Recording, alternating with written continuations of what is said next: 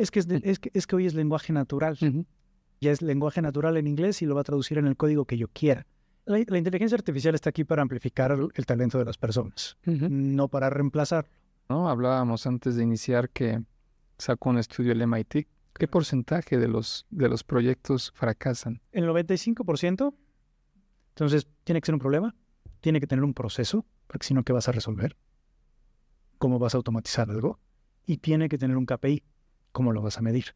¿Qué quieres hacer con la IA? Quiero poder duplicar mis ventas sin tener que duplicar mi fuerza laboral. Por ejemplo, Anótalo. ¿no? Equivócate rápido. Este episodio es patrocinado por Coolbit AI. Building Efficiency with AI. Bienvenidos al podcast de Data Revolution. Hoy nos acompaña Kurt Yáñez, Business Development Lead de IA para Dell Technologies. Muchos piensan que la inteligencia artificial es un tema de robots o algoritmos fríos, pero la realidad es que la IA no camina sin el talento humano y una estrategia técnica sólida.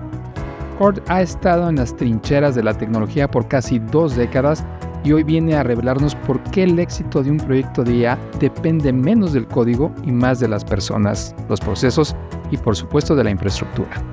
Si quieres saber más por dónde empezar realmente y cómo no quedarte atrás en esta era de la IA, este episodio es para ti. Bueno, y con esta introducción que acabamos de dar de Kurt, bienvenido Kurt, gracias por aceptar la invitación. Sí, por la invitación. Es un gran momento. Todos aquellos de ustedes que estén interesados en la adopción, en la adaptación de sus empresas con temas de IA, este es el momento ideal. Tenemos aquí un experto que seguramente les ayudará mucho a viajar por este camino que a veces es sencillo y creo que en la mayoría de los casos un poco tortuoso para las empresas porque no sabemos por dónde empezar en temas de IA, ¿no? En este caso, Kurt, que has sido tú pues uno de los pioneros en temas de IA dentro de Dell. Platícanos un poquito, Kurt, ¿cómo nació tu interés en estos temas? Mira, tengo una curiosidad. Mi mamá se quejó de que no hubo un electrodoméstico en la casa que no fuera desarmado y manejado por mí. Entonces creo que desde muy chico supe que iba a ser ingeniero. Ajá. Y probablemente la culpa directa la tenga mi papá, que era abogado. Y en los 90s, él me empujó hacia el mundo de la ciencia computacional por el asombro que le causó la hazaña de Deep Blue. ¿Te acuerdas? Sí. Cuando Deep Blue de IBM vence a Gary Kasparov. En este... Mi papá me dijo, esto es el futuro. Y él fue empujándome poco a poco hacia el mundo de las ciencias computacionales y ahí me sedujo y me quedé atrapado los próximos 30 años. Y los siguientes 30 años. Y los que faltan. Los que faltan. Sí, ha sido yo estoy en un caso muy similar al tuyo, ¿no? Mi padre también me empujó mucho hacia ese camino, ¿no? Y mira que mi papá era abogado y en su vida tocó una computadora. Siempre hubo computadoras en su despacho, él no las usaba. Él decía lo que se tenía que hacer, los escritos que hacían falta, las jurisprudencias y su gente operaba, pero siempre entendió el valor que tenían estas máquinas de procesar grandes volúmenes de información y descargar de las personas el esfuerzo cognitivo. Sí, que eso es, creo que la parte más importante. Para ti, en este proceso cognitivo que acabas de mencionar, ¿cuál sería a ti lo más relevante que te ha llamado la atención en estos 30 años? O sea, de lo que has vivido. Empezamos con las redes muy sencillas y los que aprendimos a las primeras computadoras 286, bueno, es mi caso. Pero 486 es el mío. Pero ¿cómo podrías tú describir lo que más te ha llamado la atención? El que te sacó un wow, así que digas, esto va a cambiar. Yo creo que fueron 2 momentos separados. Uno fue cuando llevé mi primera clase de visión computacional y vi cómo podía yo darle sentido de la vista a las computadoras. Empecé a entender cómo las redes neuronales convolucionales Las convolucionales, claro. Uh-huh. Permitían a los equipos a los programas de computación ver. Pero yo creo que sin lugar a duda, mi primera interacción con un modelo de lenguaje, a pesar de que siempre he sido un poco escéptico y muy claro de las limitaciones y los alcances que tienen, sobre todo como una persona con una formación en programación, como desarrollador de software, vi el enorme potencial que tenía y dije, en aquel entonces, ok, esto es una nueva capa de abstracción, ahora tengo que aprender a programar en inglés. Wow. Eso fue el pensamiento que me desató. Yo creo que me quedé corto. Que los lenguajes regularmente están en inglés, C++ y algunos otros vienen en Python. Pues. Pero, ¿qué es lo que intentamos hacer durante mucho tiempo? Simplificar el pensamiento humano en instrucciones que las máquinas entendían. Claro. Entonces, pues, primero estaba el lenguaje máquina, que era complicadísimo. Y después nos inventamos el ensamblador, que era un poco menos difícil. Y de ahí fuimos agregando capas de abstracción con C, C++, programación orientada a objetos, Java, Python, demás. Hoy ya no tenemos que volvernos demasiado buenos en los lenguajes de programación. El low code, ¿no? Puede ser. Correcto. O menos, ¿no? Es que hoy es lenguaje natural. Y te decía que me quedé corto porque en aquel momento lo que pensé es, bueno, ahora voy a programar en inglés. O sea, ya es lenguaje natural en inglés y lo va a traducir en el código que yo quiera. Ni siquiera tengo que aprender a escribir código en Rust o en Go, porque esta cosa lo sabe por mí. Yo lo que tengo que hacer es romper el problema en los componentes más básicos y eso traducirlo en algoritmos en lenguaje natural y la máquina se hace cargo del resto. Me quedé cortito porque han hecho mucho más, pero esos fueron los dos wow moments en mi opinión. Cuando entendí cómo hacer que las computadoras pudieran ver y cuando aprendí a hablar con ellas en lenguaje natural. Que ese es uno de los grandes retos que se tienen. Las aplicaciones que conocemos hoy, pues es eso, ¿no? Procesamiento del lenguaje natural que hacen, que es las Alexas. Bueno, ahora estamos hablando más de Natural Language Understanding, porque ya empiezan a tener más contexto. Todavía discutes un poco con Alexa o con Siri, pero ya los modelos más sofisticados no tienes que explicarte tanto, no tienes que ser tan preciso en la instrucción, ¿no? Sí. Toman lo mejor de lo que se entiende, que es parte de los transformers estos que hay para poder interpretar y tomar lo mejor de lo que entendieron para darte un resultado. Por eso a veces se equivocan, ¿no? Y todo esto que hemos empezado a vivir en estos 3 años, ahorita se habla y mucha gente lo pregunta, yo creo que lo has vivido, ¿no? En este mundo de la IA hay escepticismo, pero hay gente muy entusiasta y es un tema de las personas que no sabemos bien cómo las organizaciones pueden estructurar vamos a decir, una línea que vaya orientada a la implementación de IA. Y en esta forma que hemos visto de evolución, vemos que las empresas pueden pensar, bueno, no las empresas por sí mismas, sino las personas que trabajan ahí, que van a ser reemplazadas. Esto lo hemos oído mucho.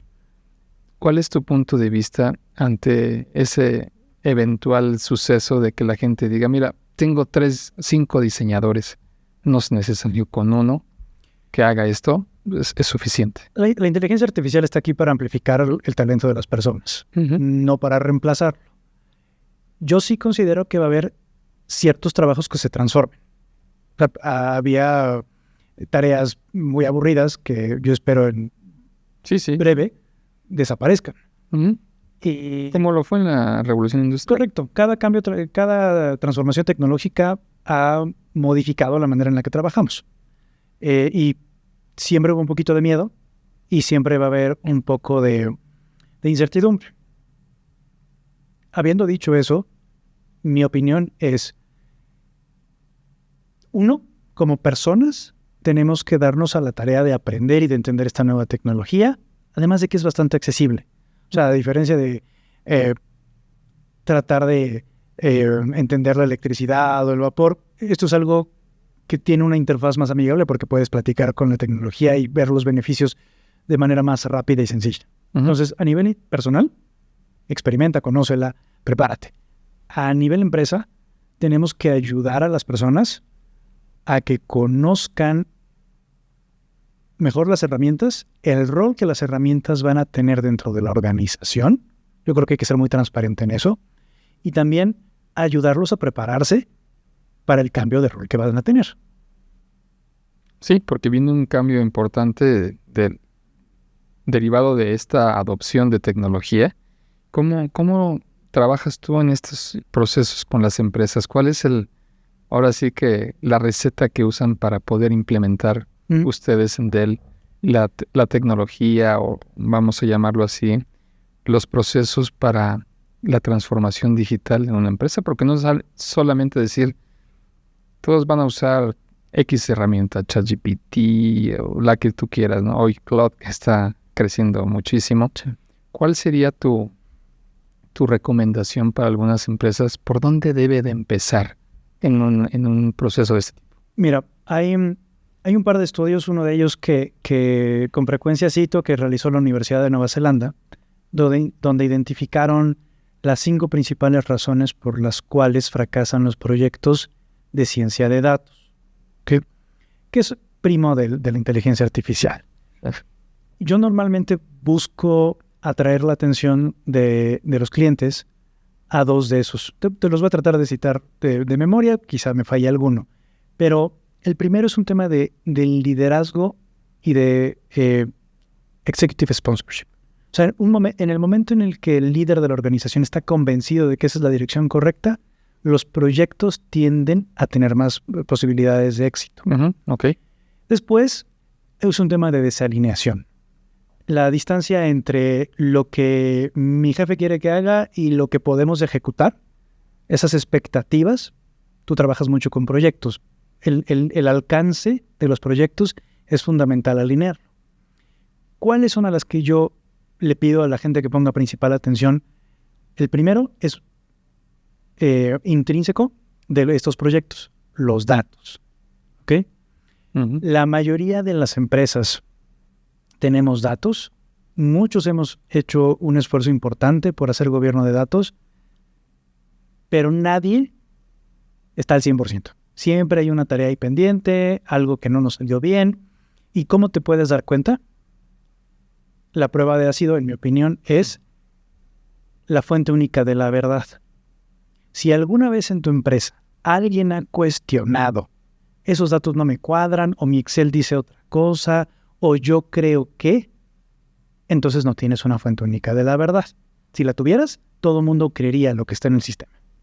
Y nadie lo cuestiona. Lo cual es muy común que la gente no confía en los sistemas, ¿no? Exactamente. Entonces, esa es la parte de los datos. La segunda, que en mi opinión es fundamental, es change management. Es las personas. ¿Por qué? Te lo decía hace ratito antes de que empezáramos. Ya empezáramos. Si tu aplicación, no importa lo bueno que sea, si nadie la usa, pues no sirve. Entonces, fundamental enganchar a las personas en este proceso de transformación. A mí a veces me gusta hacer la comparación de los proyectos de inteligencia artificial con los proyectos de ERP. ¿Por qué? Sí, ¿por qué?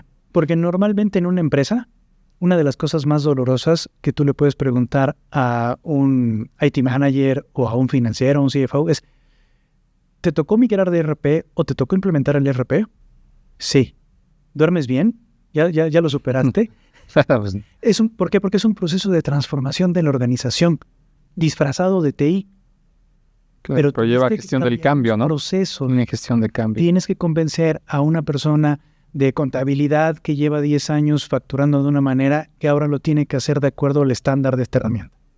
Tienes que convencer a una persona que lleva 5 años haciéndose cargo del almacén que ahora use esta herramienta y los niveles de inventario lo decide la herramienta. Lo mismo es en inteligencia artificial. Tienes que convencer, enganchar y asegurarte de que se conviertan en sponsors a las personas que llevan años haciendo y que muy probablemente la resistencia al cambio, en mi experiencia, no siempre viene de tener miedo de que te desplacen. Es que te gusta lo que haces. Y si dejas de hacer lo que te gusta, o es por costumbre, porque tienes que hacer algo nuevo, puede ser costumbre, pero yo he tenido la oportunidad de conocer varios profesionales muy talentosos que les gusta su proceso. Y si se los llegas a cambiar, va a haber resistencia. Sí, es la famosa resistencia al cambio. Correcto.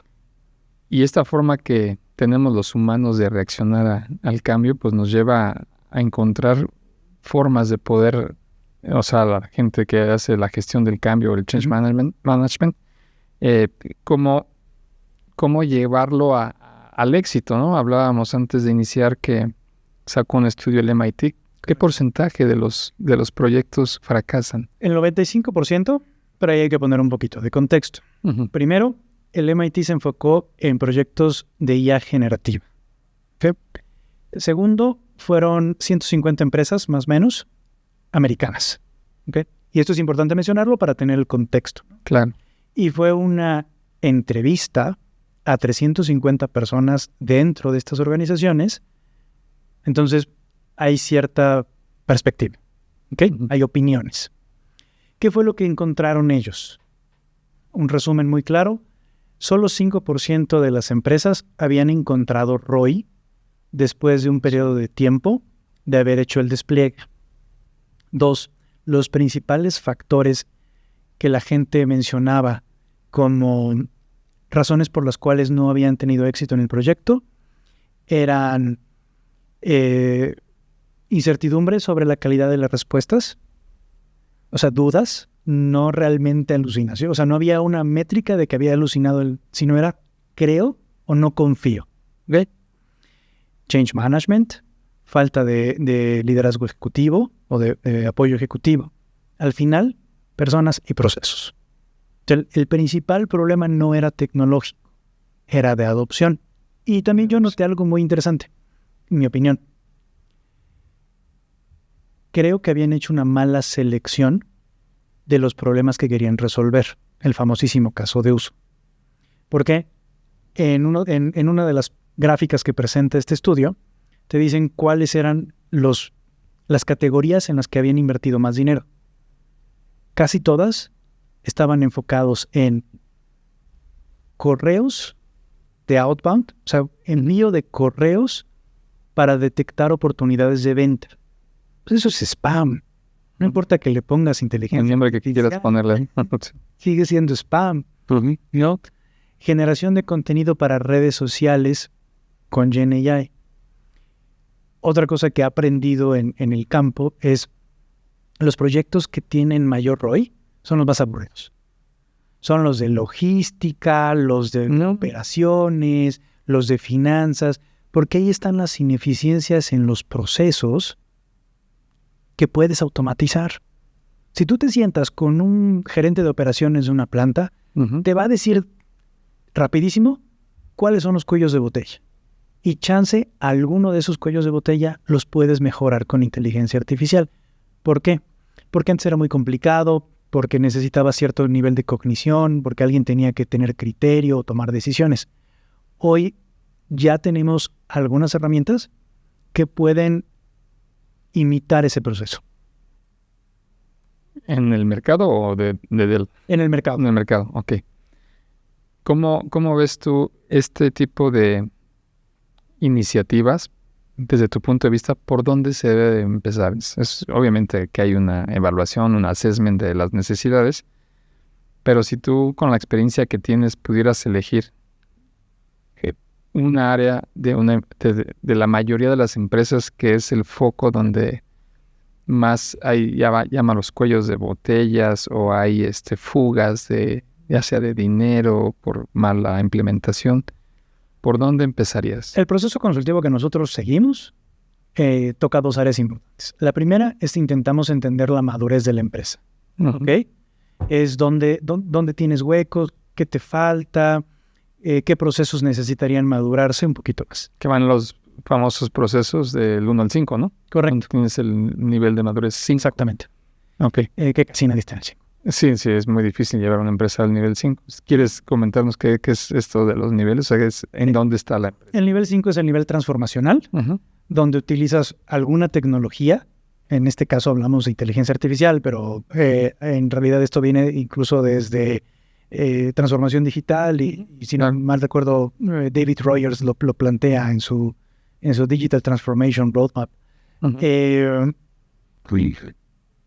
Cuando llegas al nivel 5, o sea, va de la exploración, uh-huh, de tengo curiosidad, quisiera ver qué puedo hacer con esa tecnología, y por esa tecnología puede ser IA, pero también pudiera ser e-commerce o cualquier cosa. a el nivel transformacional, es decir, cuando forma parte de la estrategia de tu organización y tu empresa se volvió nativa de esta tecnología. Somos nativos del Internet, somos nativos de IA. Entonces, eso es por el lado de la madurez. Eso es una de las cosas que nosotros tocamos. La segunda cosa que buscamos es los casos de uso. Pero primero, antes de empezar a hablar de casos de uso, a mí me gusta dar una definición, que es un caso de uso. Yo creo que tienes que cumplir 3 criterios. Tiene que ser un problema. Uh-huh. Y sí, suena lógico.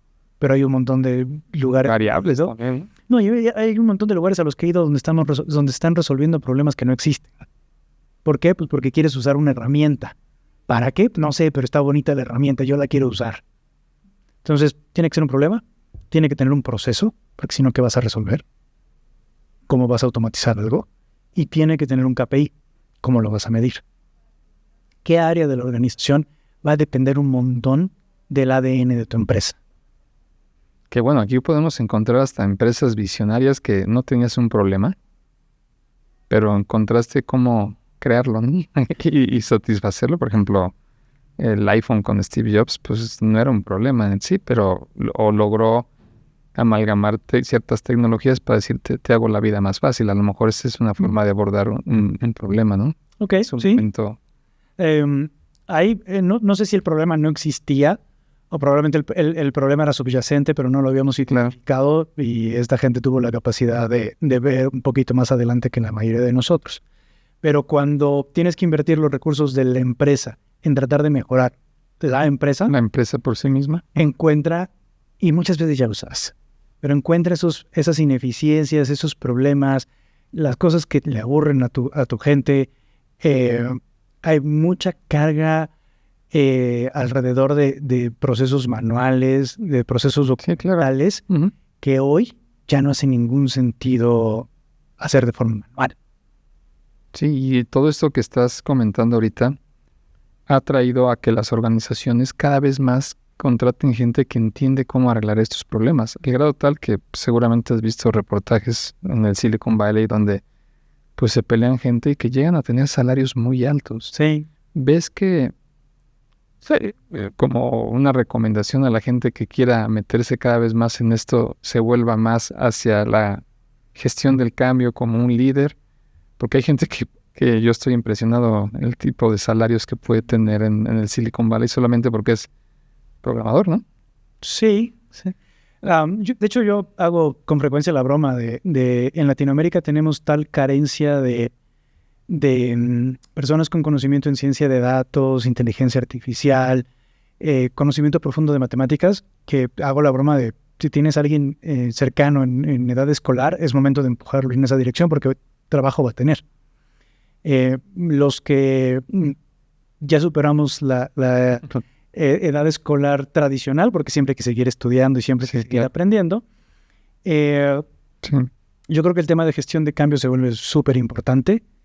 Y el pensamiento crítico cada vez es más importante. La capacidad de analizar, cuestionar la información. Ya hay libros de esto, ¿no? De pensamiento crítico. Sí, y yo siempre menciono que es el músculo más importante que tienes y que hay que ejercitarlo todos los días. Hay que cuestionar, hay que pensar, hay que analizar. Hoy vivimos en una sobrecarga de información. Incluso ya no sabes qué es real y qué no.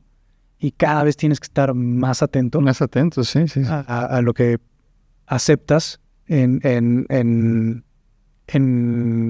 la cantidad, en toda la información que recibes. Sí, claro. ¿Por qué crees tú, Kurt, que una empresa debería adoptar IA? Creo que lo has vivido ahorita con muchos directores de IT, o CEO inclusive, que sienten esta presión, ya sea de accionistas o de un board o de la misma sociedad, de implementar en las organizaciones IA. ¿Por qué? ¿Qué tendría que tomar un directivo como evaluación para decir, es momento que lo hagamos, o es lo que se está hablando y yo siento mucha presión y no sé ni qué quiero implementar, pero lo tengo que hacer porque hay presión, ¿no? La respuesta corta es porque te va a hacer más productivo. Ajá. Plain and simple. Te va a hacer más productivo. ¿Qué tipo de IA? cómo y cuándo, eso va a depender de tu organización, del nivel de madurez y de los problemas que quieres resolver. Lo importante que hay que entender de esta tecnología es que tiene la capacidad de ayudarte a resolver los problemas más difíciles que se enfrenta tu empresa. ¿Ok? Entonces, esas son dos cosas importantes. Te va a hacer más productivo, puede resolver problemas complejos, pero tienes que entender el cómo. Y no siempre tienes la obligación de volverte un experto, pero sí volverte un poco más versado en el tema de análisis de datos. Hay un concepto que a mí me gusta mucho, que son las organizaciones data-driven, AI operated. ¿Qué quiere decir eso? Data-driven, organizaciones manejadas por datos. Es decir, donde tomamos la mayoría de nuestras decisiones basados en evidencia y no en creencias o tradiciones.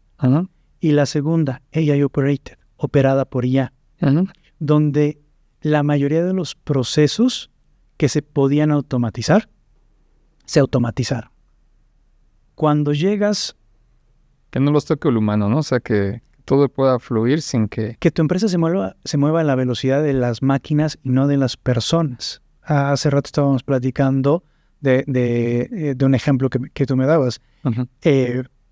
Hoy tienes un montón de información. Tienes muchas fuentes de datos. Puedes acceder a lo que quieras. ¿Cuál es el cuello de botella? Tu capacidad de asimilar esos datos, de resumirlos, de simplificarlos, de interiorizarlos y generar una acción. Y no creo que debamos de reemplazarte a ti, pero debamos de darte herramientas para que ese proceso de síntesis, de entendimiento, de interiorización sea más rápido y más eficiente. Claro. Para que tú sigas tomando esa decisión. Sí, que no es sencillo tomar las decisiones. Recientemente leí un artículo que decía que era como una fábula que querían ejemplificar. Dicen, imagínate que entras a una sala de juntas y el directivo te dice, bienvenido, este es tu primer día aquí como directivo CTO de la organización y tienes aquí sentadas 10 personas con un IQ de 180. Tú dime qué quieres hacer con ellas, te dejo aquí. Hasta luego. Entonces, dan el ejemplo para decir, ¿qué harías con ante ese escenario cuando son personas y dices, ¿qué hago con estas personas? O sea, ¿hasta dónde podría llegar? Pues justamente es lo que estaríamos viviendo hoy con la IA, ¿no? Correcto. Que estamos llegando al tema de la superinteligencia, Kurt, donde se habla que la superinteligencia rebasará, no sé si en los próximos meses, quizá un par de años, al colectivo de la inteligencia humana. Es decir, en una computadora puedas tener esa capacidad. ¿Qué deberíamos nosotros de analizar o por dónde empezar como organizaciones? Evidentemente las personas pues lo pueden hacer, pero las organizaciones para aprovechar la capacidad que tienes de lograr objetivos con la IA, ¿no? ¿Por dónde le recomiendas a un directivo empezar? Entender un problema, entender a tu gente, entender a la organización y los procesos. O sea, ¿cuál es el punto que es? Yo he hablado con gente y dice, no sé por dónde empezar. Mira, desde una perspectiva muy práctica, vas a tener que empezar por tus datos, por gobierno de datos y demás. Pero a mí me gustaría irme unos 4, 5, 6 pasos atrás. Y con frecuencia lo que les recomiendo a la gente es agarrar una hoja de papel. No importa si es una servilleta, si es una reciclada, lo que quieras. Anota ahí qué quieres hacer con la IA. ¿A qué problema quieres arreglar, no? Algo que decías hace un momento. ¿Qué quieres hacer con la IA? Quiero hacer a mis colaboradores más eficientes. Quiero deshacerme del proceso documental que odio. Quiero atender mejor a los clientes. Quiero poder duplicar mis ventas sin tener que duplicar mi fuerza laboral. Por ejemplo, anótalo. ¿No? Ese proceso de hacer tu cartita a Santa Claus para la IA te va a ayudar a aterrizar las ideas que traigas, a destilar qué hace sentido y qué no hace sentido. Yo le llamo una carta de intención. Formalmente le dicen tu framework de trabajo de IA, tu marco de trabajo de IA, algo por el estilo. es una carta de intención de qué quieres hacer con la IA. Por ahí empieza. Después vas a tener que establecer algunas políticas, vas a tener que entender cuál es tu nivel de madurez en temas de datos, pero de eso no te tienes que preocupar mucho, porque afortunadamente habemos consultores allá afuera que te podemos echar una mano. Pero el proceso de adopción, los primeros 2, 3 pasos son completamente tuyos como líder de una organización, porque tú tienes que decidir qué parte de tu estrategia se va a volcar hacia ella o cómo vas a adoptar la inteligencia artificial dentro de la estrategia de tu organización. Sin perder temas de seguridad, ¿cierto? Correcto. O sea, también es una de las preocupaciones que vemos en las organizaciones, cómo seguir este ritmo sin entrar a vulnerabilidades. ¿Qué recomiendas tú? Ya que tienes claro en tu pieza de papel, quiero arreglar esto. Que sí. Una de las cosas que me gusta recomendar es hacer un comité. Y a la gente normalmente cuando hablas de comité le da flojera. La burocracia, piensa que hay burocracia. Sí, exacto. Es que no, o sea, vamos a discutir y no vamos a llegar a ningún lugar y nos vamos a perder en juntas de comité. Es un buen punto. Eso puede pasar si no tomas las riendas del comité. ¿Cuál es la idea detrás del comité? Que hables con la gente que sabe más que tú de ciertas partes del negocio. Le vas a preguntar a tu abogado si subimos esta información a una nube o si hay qué tanto riesgo representa para nosotros el tema del Personal Identifiable Information o qué datos no se me pueden pasar. Y ellos te van a poder contestar con conocimiento de causa qué medidas tienes que tomar para reducir esos riesgos. Lo mismo va a ser tu financiero, lo mismo va a ser tu Chief Security Officer. Es platicar con la gente que sabe, con los expertos en la materia, cuáles son las áreas donde tienes que tener más cuidado. Pero si tienes esas discusiones antes, ya entras a tu proyecto con una idea clara de qué cosas no te pueden pasar. Y sí, por supuesto, cada vez que tú implementas una tecnología nueva, principalmente una tecnología de información, amplías tu superficie de contacto para la ciberseguridad. O sea, si tú pones un chatbot, estás ampliando la superficie de contacto. Hay más riesgo. Si tú utilizas una herramienta de terceros, hay más riesgo. ¿Hay manera de hacerlo extremadamente seguro? Por supuesto. Estamos trabajando con empresas en ámbitos extremadamente regulados que es muy difícil que los puedan vulnerar. ¿Por qué? Porque no tienen salida a Internet, porque tenemos 4, 5, 6, 7 filtros de seguridad. Se puede. Pero siempre que hablamos de ciberseguridad, hay que tener en cuenta que no hay nada definitivo. Solo son medidas de mitigación y de prevención. Sí, claro. Y ahorita que comentas esto, pues entra mucho el rol de las personas para que esto pueda funcionar. Hablas de la parte de seguridad, también como lo hemos visto con la adopción de la IA. La parte humana es bien complicada, ¿no? Porque puedes tener gente que tenga muchas ganas de cuando empezamos, y hay gente que dice esto me va a quitar mi trabajo, y ya lo comentamos hace un momento. Pero entra la parte de liderazgo, que es uno de los factores para que esto funcione adecuadamente. ¿Cómo inspirar un equipo, Kurt? ¿Cómo hacer que un equipo se vaya con todo hacia una iniciativa en su gran mayoría y no tengas detractores en el camino que te cuesta trabajo llevar el ritmo? El liderazgo tiene un peso específico. Sí, 100%. Y yo creo que no hay nada más difícil que ser líder.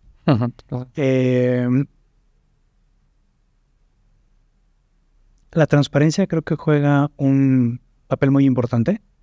El que la gente entienda cuál es el objetivo y la versión final que quieres alcanzar.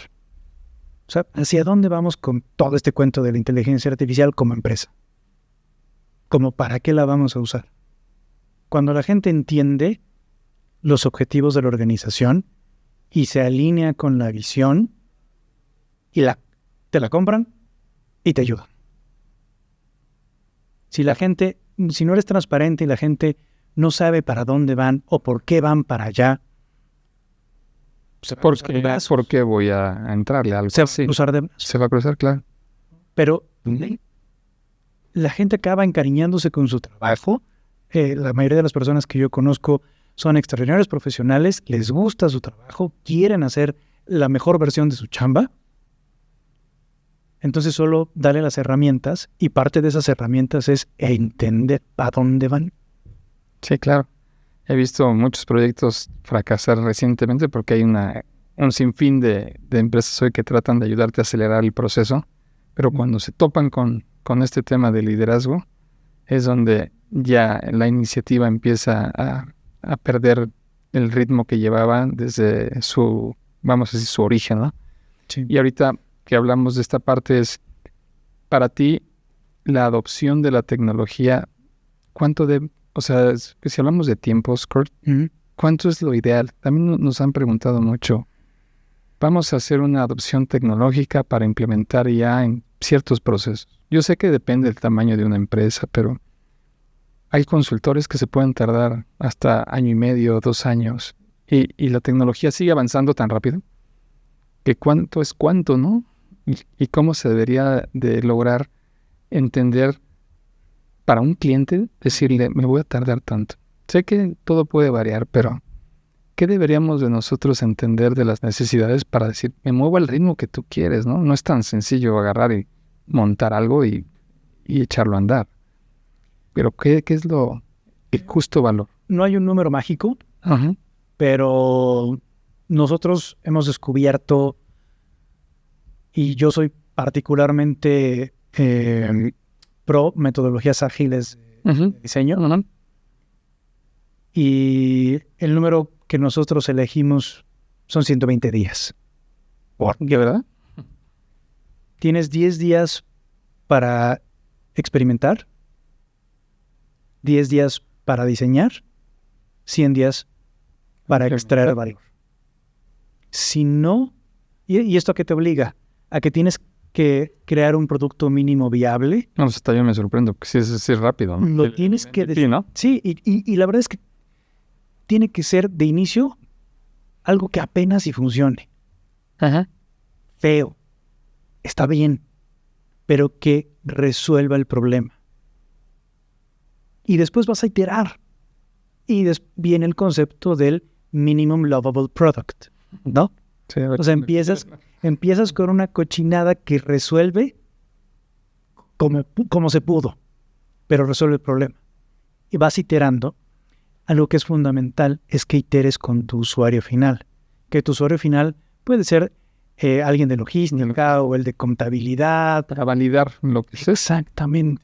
Y Eso nos pasa mucho a los que programamos. Bueno, ya fuimos programadores, pero sí, a los que programamos pensamos que debemos de ser los magos que resuelven problemas sin hablar con el usuario, cuando realmente el usuario es el que te va a dar la retroalimentación, ¿no? el superpoder que tiene un programador es entender un problema de negocio y traducirlo a un algoritmo que termine en código. Pero no tiene la obligación de ser el experto en el negocio. Para eso hay gente de negocio y tienes que estar en comunicación constante. De hecho, una recomendación es que un sprint, aquí siendo un poco técnico, un sprint es un esfuerzo de desarrollo. No dure más de 15 días, idealmente una semana. ¿Para qué? Para que cada viernes te reúnas con tu key stakeholder y te diga, bueno, esa cochinada que me enseñaste la semana pasada ahora es menos cochinada, ya te está quedando Ya más queda bonito, mejor. ya funciona. Que a veces el ego de la gente tecnológica no acepta. Y es completamente válido, yo hago la broma. O sea, después de si no vas a llorar a tu cuarto después de tu presentación con el usuario final, quizá no lo estás haciendo bien, Sí, es cierto. ¿no? O sea, te van a dar retroalimentación, la retroalimentación dura es la que mejora el producto, pero 120 días para que tengas algo funcional que resuelva un problema de negocio. Si no, no le sigas metiendo dinero porque lo último que quieres son esos proyectos zombies que duran 18, 24, 36 meses, que medio jalan, pero llega el punto en el que dices, no lo puedo matar porque ya le metí un montón de dinero. Hay que saber dejar. Hay que saber en qué momento dejar. Y las grandes organizaciones lo hacen. Hay Por ejemplo, Apple que anunció que dejaba su iniciativa por hacer un automóvil, ¿no? Correcto. Dijo, ¿saben qué? Ya lo invertí mucho y creo que no debe de ser por ahí. Lo evaluamos, no creemos que sea el mejor fit para nuestra organización. ¿En qué momento hay que identificar que no jala? Después de 150 días, o sea, 120 días, y luego medio lo echas a andar, no funciona y llega nueva tecnología de IA que dice que hace lo que tú dices que haces con todo lo que le invertiste. Mira, Esto te lo hace en 30 segundos. es un poco más arte que ciencia, saber dejar, saber abandonar un proyecto, pero si definiste muy bien tu caso de uso, y para definir un caso de uso, yo creo que tienes que evaluar 3 dimensiones. O sea, el impacto al negocio, o sea, ¿me va a permitir vender más o gastar menos? Normalmente lo puedes reducir a eso, el impacto de negocio. La viabilidad. Cuento con las herramientas, con los modelos, con la data, con la gente para echar a andar este proyecto. Y el riesgo. Esa es la tercera dimensión. ¿Qué pasa si esto falla? ¿Qué pasa si da un mal diagnóstico? Que lo dan. Esta herramienta. Y por eso es que tienes que medirle el riesgo. Porque hay una diferencia diametral entre negar una transacción de tarjeta de crédito y decirle a un paciente que tiene cáncer. Las repercusiones son significativamente. Sí, claro. Ese es el riesgo que tienes que medir. Si me equivoco, ¿qué pasa? Si ya hiciste bien esa definición, ¿no? Y dentro de tu proceso inicial, tu producto mínimo viable tiene valor de negocio, lo más probable es que sigas. Y vas a seguir iterando. Y vas a adoptar nuevas tecnologías. Pero el problema, ahí sigue. Lo que pasa es que ahora traes un mejor modelo de lenguaje, o traes un mejor modelo de visión computacional. El problema de negocio, si era real, vigente y válido, lo único que va a pasar es que lo vas a resolver más fácil. Pero ese proceso es lo valioso. Lo valioso no es la tecnología muchas veces, sino es el proceso para resolver los problemas. Sí, que en muchas ocasiones el proceso no está adaptado a esta realidad que hoy vivimos. ¿Qué puestos crees que son clave hoy? Supongamos que somos tú y yo CIO, CTOs o lo que tengamos. Queremos empezar bajo este proceso y cuento con diferentes puestos en mi organización. ¿Cuál es el puesto clave que se tiene que tener? Porque no es el de gerente de sistemas de antaño, ¿verdad? Ni el programador de antaño. ¿Qué puesto clave es el que empuja todo esto? Un error común es que como la inteligencia artificial huele a tecnología, se lo queremos aventar al CIO. Sí, es cierto. Y pues no va por ahí. Voy a regresar a mi analogía de un proyecto transformacional como hacer un ERP.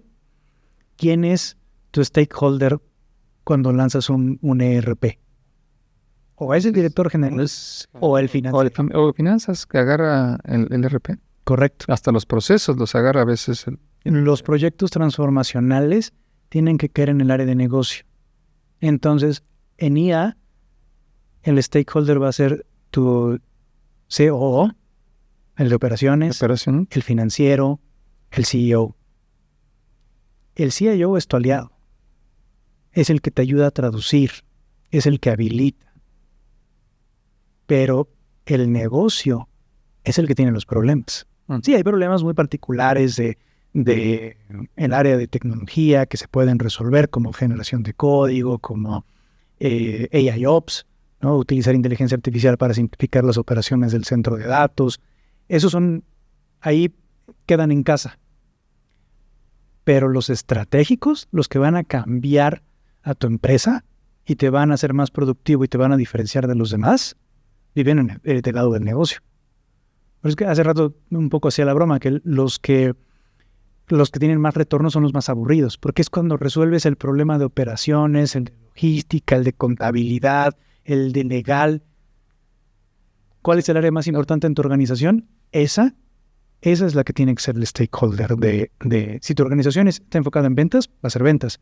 Si tu organización está enfocada en la manufactura o la transformación de productos, va a ser el área de operaciones. Sí, operaciones o el servicio al cliente, ¿verdad? Correcto. Y a un nivel más intermedio, ¿qué tipo de puesto deberías de insertar en la organización? ¿Más programadores? ¿Un socio?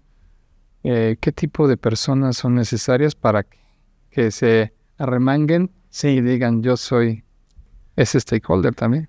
La respuesta ahí, ¿sabes cuál es la respuesta favorita del consultor? Depende. La respuesta a esa pregunta va a depender, insisto, del ADN de tu empresa. Si ha sido una empresa que se ha caracterizado siempre por hacer desarrollo in-house, a mí me ha tocado conocer empresas del sector financiero que tienen un montón de programadores porque ven la tecnología y la experiencia del usuario a través del software como un diferenciador. Quizá necesites tener científicos de datos, ingenieros en casa, sí, pero no siempre necesitas tenerlo en casa.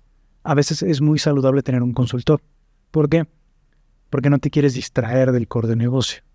Como porque si soy una empresa de transformación, a alguien que hace acero o a alguien que hace productos químicos, me tengo que distraer contratando científicos de datos.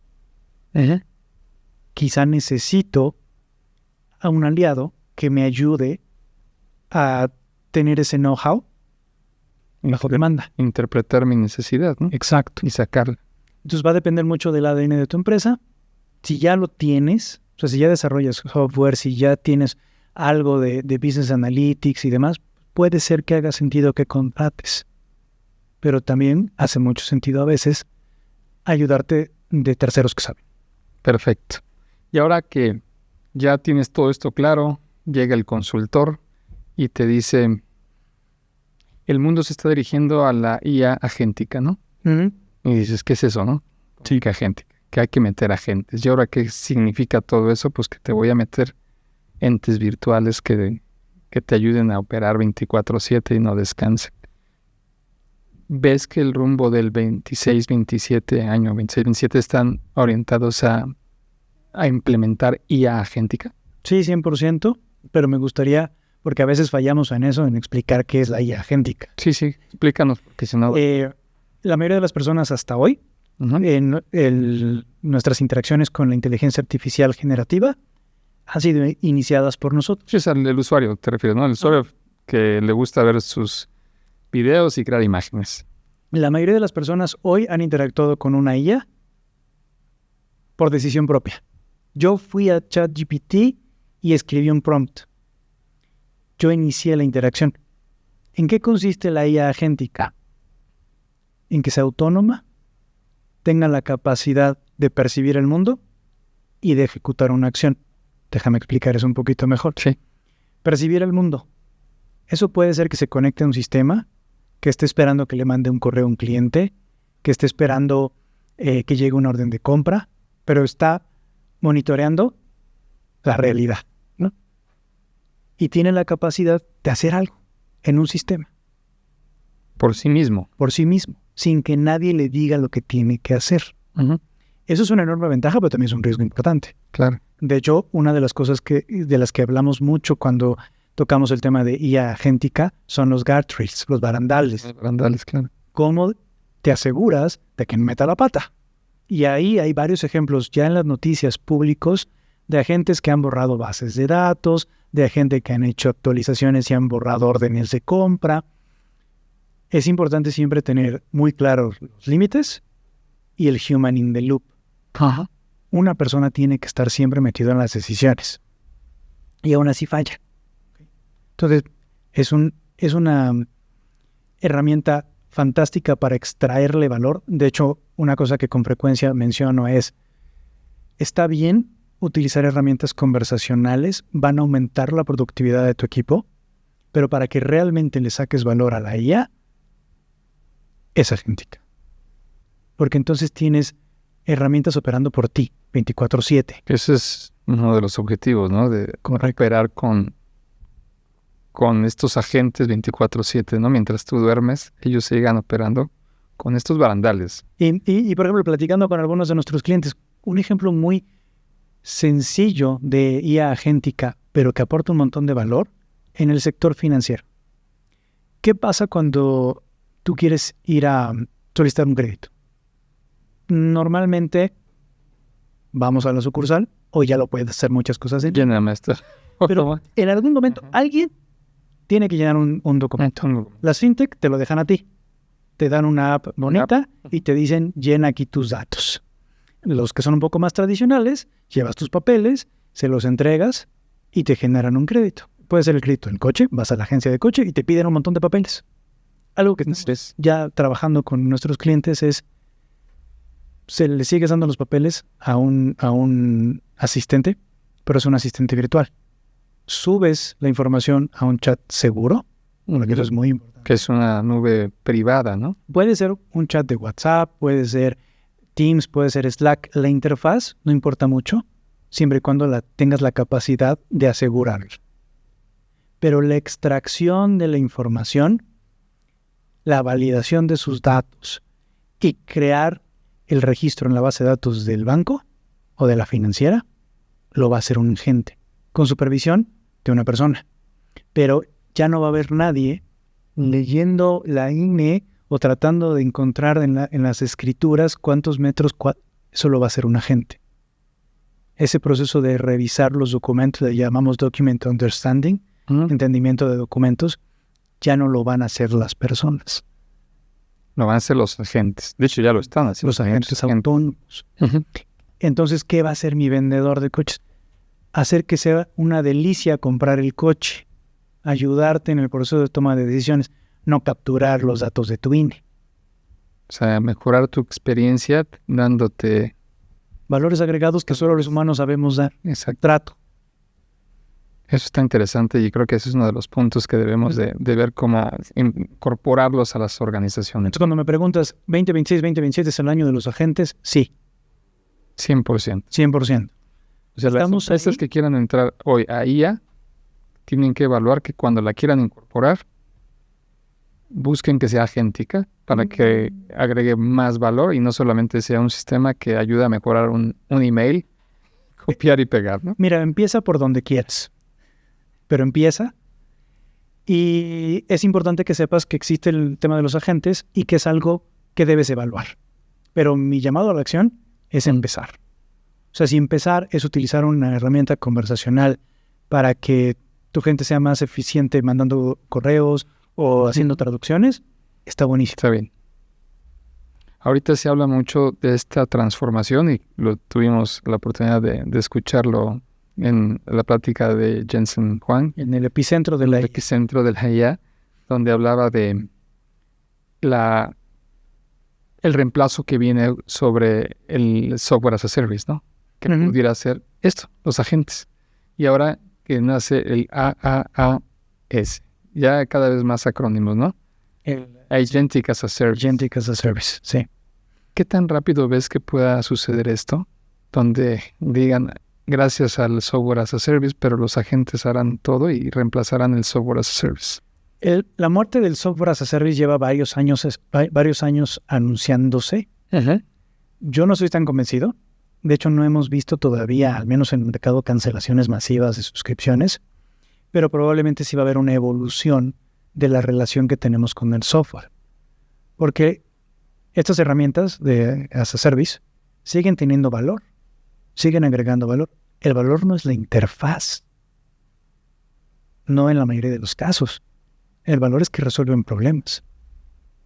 Por ejemplo, una herramienta de software as a service que te permite llevar el control de los gastos de tus empleados, los viajes, las comidas, la gasolina. Muchas herramientas, sí. Sigue siendo valioso. O sea, eso lo sigues necesitando. ¿Estás de acuerdo? Sí. Pero lo que pasa es que a ningún empleado nos gusta entrar a una página web a capturar los datos de la factura y a subir el XML. Si eso lo puede hacer un agente por mí, yo voy a estar fascinado. Si se lo mando por WhatsApp y ya quedó registrado en el sistema como Dios manda, estoy fascinado. Entonces hay que separar el problema que resuelves de la interfaz, porque lo que está cambiando es la interfaz. Es como interactúas con la tecnología. No si la tecnología resolvía el problema o no. Bueno, hoy la tecnología quizá sí va a empezar a resolver por sí misma algunos problemas, más te va a decir esto no está bien. Lo vemos con estos LLMs, ¿no? Que son los modelos ChatGPT, llámalo Gemini, todos ellos, de que te pueden regresar información, decir, necesito más datos, ¿no? Correcto. Entonces, la tecnología sí puede tomar algunas decisiones. Pero yo no veo que tú vayas en tu empresa a crear tu propia herramienta de control de gastos. Uno que otro geek lo hará. Sí. Pero lo más probable es que contrates una as a service, pero la conectes con la herramienta que prefiere utilizar tu equipo. Y por herramienta me refiero a WhatsApp, a Slack, a Teams, you name it. Sí. El que esté de moda ahora, que facilite esa interacción. Sí, estoy de acuerdo contigo. Bueno, esa es parte de lo que nosotros vemos hoy en día. Tú también te has metido mucho en temas de centros de datos, Kurt, para poder implementar. Es que ahí vive la IA. La IA, ¿no? Se habla dónde hay que ir a visitarla a su casa. Exactamente, hay que ir a verla donde vive, y es en los centros de datos. Y hemos hablado en muchas ocasiones de cómo impacta un centro de datos a las organizaciones, y más hoy que estás implementando IA, ¿no? Hemos visto equipos que pueden consumir lo que antes consumía un centro de datos, ¿cierto? Sí. O sea, completo. O sea, hacia allá ves la tecnología. Ustedes ves que pueda tener tanto procesamiento o cargas de trabajo. Un equipo que es de este tamaño, que le llamamos ya una unidad de rack, que lo que antes, hace 10 años, era mínimo consumo de energía, hoy, con lo que le llaman las fábricas de IA en NVIDIA, puede hacer una revolución completa en un centro de datos. Sí. Cuando hablamos de IA, tenemos que contestar 3 preguntas.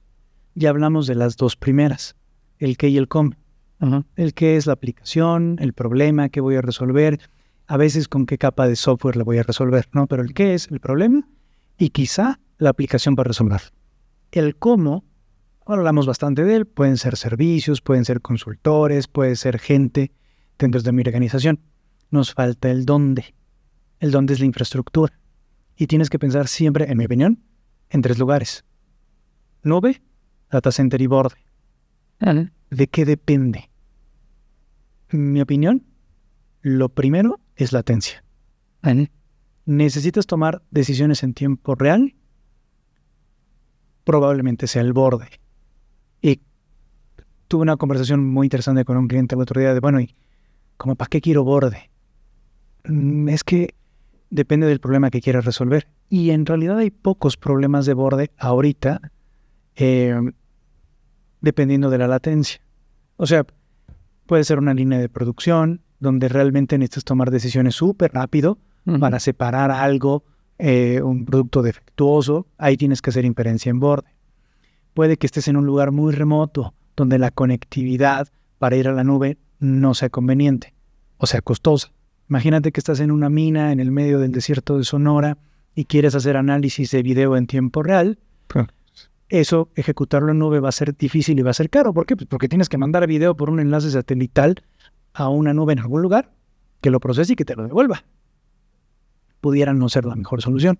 Entonces, tienes que pensar que hay soluciones de borde, vehículos autónomos o supervisión de... Ese es un proyecto bastante padre que hemos hecho en Sudamérica. Supervisar la operación de vehículos de carga.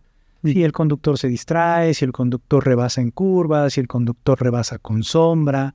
Una analítica un poco más avanzada que la tradicional para la reducción de accidentes. Esto, por ejemplo, lo hicimos en Sudamérica con una minera, donde un accidente en mina le cierra la mina y pierden un montón de dinero todos los días. Entonces, además de cuidar a los empleados que no hagan tarugadas manejando los vehículos, estamos ayudando a reducir el costo del cierre. Eso hace mucho sentido que corra en armonía. Y después tienes el centro de datos. Hay ciertas cosas que quieres que acontezcan lo más cerca posible de tus datos. Si tus datos ya están en un data center o existen regulaciones que te dificultan utilizar herramientas de nube o no quieres hacer un pago as a service porque ves el valor de la tecnología, ves el valor en tener la propiedad de la tecnología, data center. Y si no, La nube siempre va a ser una excelente opción. Siempre va a ser una opción. Y siempre son los tres, un poquito de los tres. Excelente. Entonces, si vamos sintetizando esto ahorita, podríamos decir, primero, entiende el problema que quieres resolver. Correcto. ¿Cierto? Y que sea un problema, por favor. Y que sea un problema que ayude a la organización y sean como estos barcos. ¿Por dónde sale más agua? Pues, a ver, ve. Es que a los ingenieros nos gustan las herramientas y queremos usarlas y cada vez que sale un framework nuevo, un juguete nuevo, lo queremos utilizar en la organización. Y a veces andamos resolviendo problemas que no existen. Que no existen, ¿no? Y te puede desviar de la necesidad, ¿no? Después, tener un equipo de trabajo sólido para entender quiénes son y crear un comité, ¿no? Es lo que nos dices. Eso ayuda. Interesante, crear un comité. Sí. Multidisciplinario de preferencia. Tu carta de intención y tu comité. No tiene que ser demasiado formal, pero es ese procesito de cuestionarte. ¿Qué quiero hacer? ¿Y en qué problemas me puedo meter si lo hago? Después de que lo creas, tener un producto viable, el mínimo viable. Correcto. Para lanzar en 120 días. Equivócate rápido.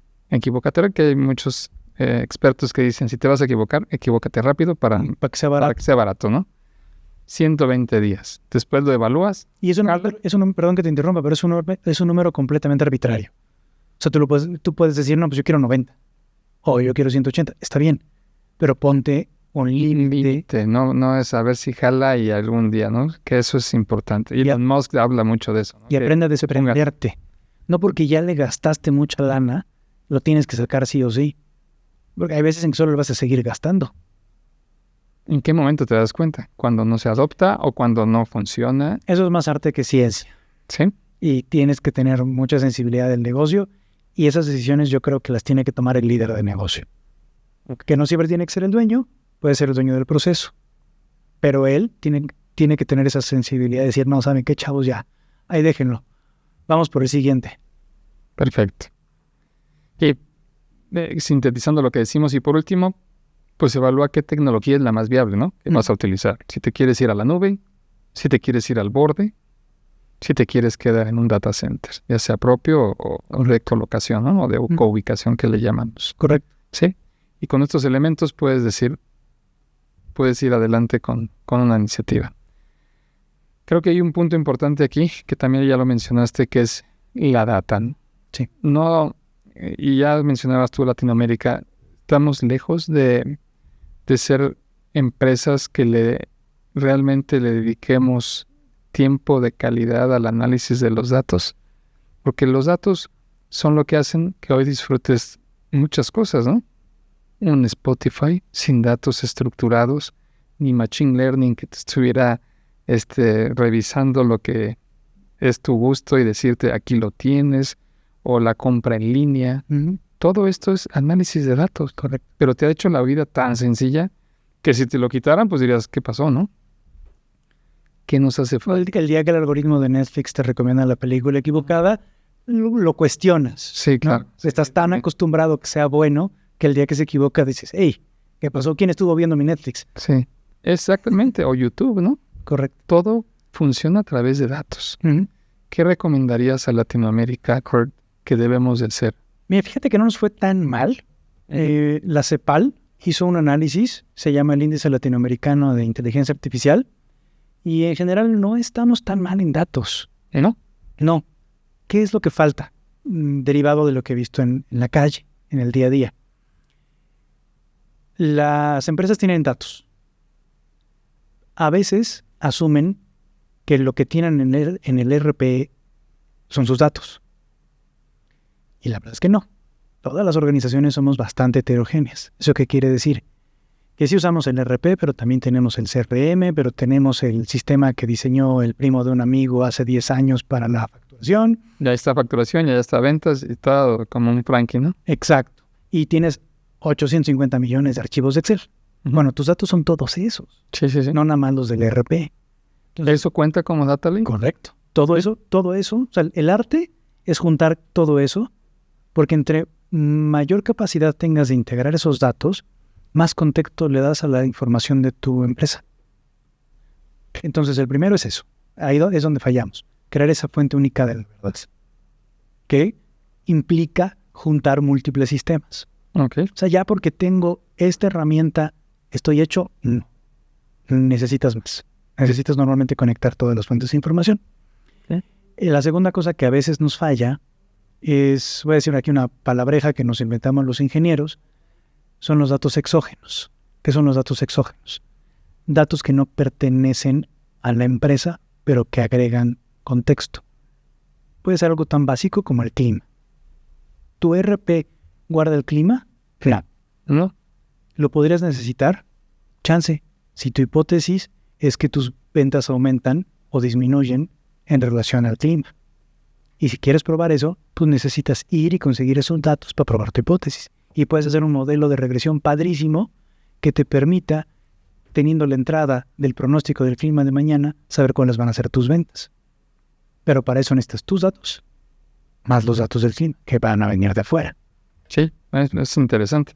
¿Cuál sería una solución que tú, cuando la ves de IA, obviamente, de uso común, te saca un wow, que dices, no, es una fregonería esto. Esto estuvo muy bien hecho, está bien pensado. No importa la que sea.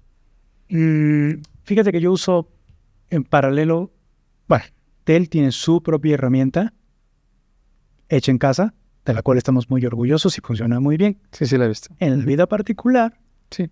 uso 3 herramientas todo el tiempo y las 3 me tienen bastante satisfecho. Uso un poquito de ChatGPT, un poquito de Gemini y un poquito de Claude. Cada uno tiene sus fortalezas Tal vez así. y la uso, trato de usarlas para lo que son buenas y no para lo que son malas. Las 3 las pagas. Las 3 las pago. Eso es medio difícil de justificar. Mi esposa siempre cuestiona.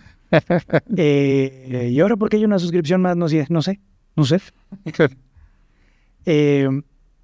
Las 3 me parecen muy buenas. Hay una cosa que me gusta mucho de Claude en particular, que es muy transparente con la ventana de contexto. Esto es una cosa ñoñísima de la que estamos hablando. Sí, claro. Pero todos los modelos de lenguaje se les llena la ventana de contexto. Cuando tu ChatGPT empieza a bloquear, a contestar cosas que ya no le preguntaste y se le va el avión, no es que se le ha ido el avión, es que se le llena la ventana de contexto, pero no te avisa. Claude sí lo hace. Y eso a mí me gusta mucho, porque tienes un nivel de observabilidad más alto. Te dice, oye, me queda 65% de ventana de contexto. Eso a mí como ingeniero me aporta valor, pero las 3 las pago, las 3 las uso todo el tiempo. Y como mencionaba al inicio de la conversación, uno de los dos wow moments fueron los modelos de lenguaje. Sí, claro, cuando llegaron a finales del 2022, yo creo que todos nos sorprendimos del futuro que podían traernos estas herramientas, ¿no? Y ya empezar el 2023. ¿Qué te emociona del futuro próximo? Uno, que creo que esa es la peor versión de inteligencia artificial que vamos a tener. Ajá. Solo va a mejorar. Siguiendo la línea de pensamiento de Jensen Huang, el CEO de NVIDIA, estamos ahorita en proceso de adopción de Agentic AI. Me gustó mucho lo que vimos en el GTC del impulso que se le está dando al open source. Yo soy un fanático del open source, me gusta, y creo que la apuesta que está haciendo NVIDIA por open source es la correcta. Y el Physical AI va a ser. La Physical AI va a llegar, ¿verdad? O sea, Sí, tus hijos vivirán preguntándose cuándo llega su próximo robot. sí. Sin duda, ¿no? También una cosa que pudimos explorar en el GTC son los distintos niveles de madurez que hay en el Physical AI, porque te habrá tocado ver algunos robots que se perdían o que se caían o que Sí. había una demo de uno que doblaba una playera y no, a ver, yo la doblo mejor y soy bastante malo. Hay distintos niveles de madurez y platicaba en ese momento con uno de los clientes que nos acompañó. 1, esta es la peor versión del robot doblacamisas. 2, los robots colaborativos todavía son complicados de hacer, porque cuando tú sacas a un robot de la jaula, tradicionalmente los robots industriales están en jaulas y hacen muy bien su trabajo porque está delimitado. Cuando tú les exiges que participen en un mundo hecho para humanos, es un reto complicado. ¿Por qué? Un algoritmo de visión computacional, si tú tienes la cámara fija a una distancia conocida, es muy fácil ensamblar cosas o operar. Pero si el robot se tiene que estar moviendo para interactuar contigo, las distancias cambian y tiene que reprocesar todo lo que iba a hacer cada vez que se mueve. Entonces, es muy interesante. Estamos todavía unos años de distancia. Va a venir un montón de valor agregado del Physical AI, probablemente superior a la Agentic. Sí, seguramente, ¿verdad? Pero es una de las cosas que me entusiasma. Me entusiasma el Agentic AI. Y siendo alguien que creció viendo los supersónicos, pues por supuesto que me entusiasma el Physical AI. ¿Veremos coches autónomos próximamente en Latinoamérica? Como un habitante de la Ciudad de México te diría que por favor sí, ya. Somos bastante malos para manejar los seres humanos. Y lo digo por estos acuerdos que ya hay para empezar en el 2027 a operar en algunas ciudades de Estados Unidos, ¿no? Es un reto complejo y fíjate que una de las cosas que he tenido la oportunidad de leer es que el principal reto es la calidad de los datos. ¿Por qué? Porque las empresas que han hecho esfuerzos alrededor de vehículos autónomos asumían que con todos los datos que habían capturado de muchos años de gente manejando, iban a poder entrenar los modelos. ¿Sabes qué descubrieron? Que el 80% de esa data no sirve porque somos muy malos para manejar y hacemos un montón de imprudencias al volante. Entonces, solo el 20% de la data capturada es de gente... Es útil. Es útil. Porque todo lo demás es gente haciendo cosas que no debería. Es un gran reto, ¿no? Exacto. Eventualmente llegará, ¿no? Nunca pensamos que fueran a jalar estas herramientas para guiarte al manejar y hoy están ahí disponibles. Correcto. Además, hoy ya no quiere uno ir al súper si no pone a dónde va. Entonces, eventualmente esto irá mejorando y mejorando en el camino. ¿Cierto? Sí, y hay un fenómeno muy peculiar, que las cosas que crees que van a ser muy rápidas toman mucho tiempo y las cosas que crees que van a tardar mucho toman poco. Somos muy malos para estimar. Sí, tal cual. Como seres humanos. Tal cual. Podríamos estar aquí horas hablando. Si nos cuerda más. Sí, ¿verdad? ¿Cuál sería el consejo que le darías al Cord de 20 años de edad? ¿Qué le dirías al Cord con todo lo que ya conoces, con todo lo que ves? Mira, yo ¿Qué le podrías decir? La única diferencia entre el Kurt de 20 años y el Kurt de hoy es que el de hoy está muy consciente de sus limitaciones y sabe lo que no sabe.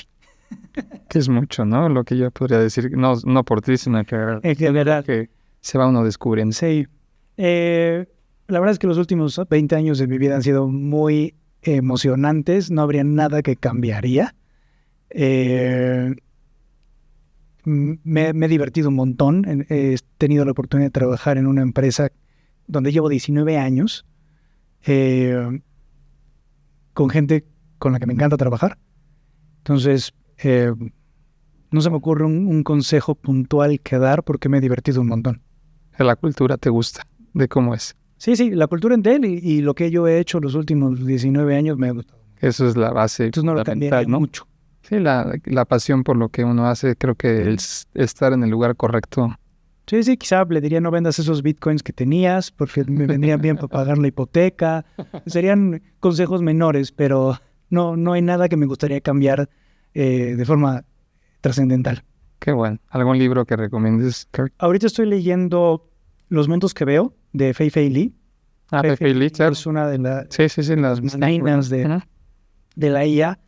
Me gusta un montón por el lado humano. Es la autobiografía de Fei-Fei Li y por ahí te deja ver el proceso de adopción de la inteligencia artificial.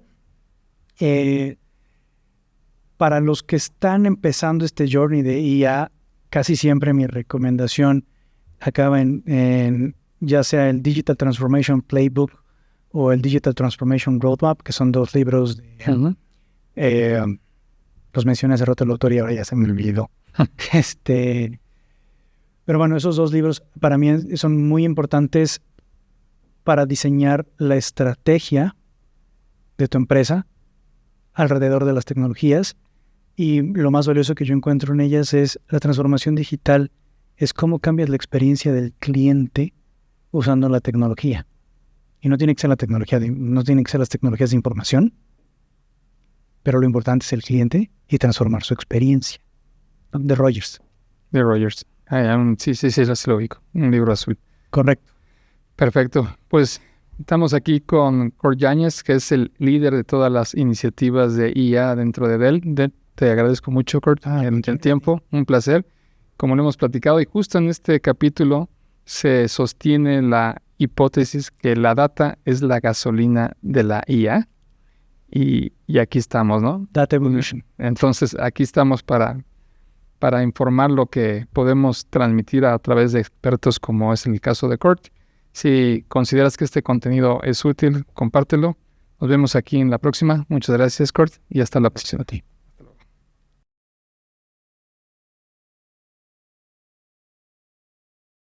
Este episodio es patrocinado por Coolbit AI.